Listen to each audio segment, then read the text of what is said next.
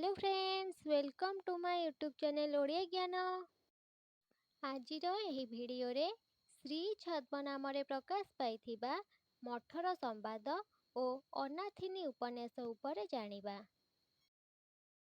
ओडिया साहित्यर प्रथम उपन्यास पद्ममाली प्रकाश पाइबार 3 वर्ष पूर्वरु अर्थात 1885 मसीहारे शरत चंद्र मुखोपाध्याय संपादन प्रदीप नामक एक सामयिक पत्र कटक प्रिंटिंग कंपनी द्वारा मुद्रित होइथिला।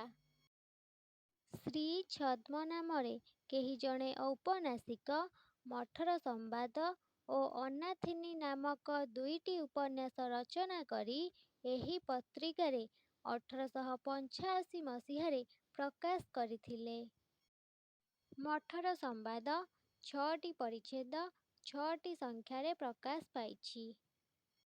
अनाथिनी उपन्यास 5टी परिच्छेद 5टी संख्यारे प्रकाश पाइछि। अनाथिनी उपन्यासर नायिका हेउछि अनाथिनी। से चषा घरर झियो थिला। अनाथिनी को केंद्र करी उपन्यासर कथावस्तु केंद्रीभूत। एही दुईटी उपन्यास फकीर मोहनଙ୍କର बोली केतेक आलोचक मत प्रकाश करिथांती। एही भिडियोटी जदि आपण मानंकु भल लागि थाए तेबे लाइक शेयर एंड सब्सक्राइब निश्चित भाबरे करिवे।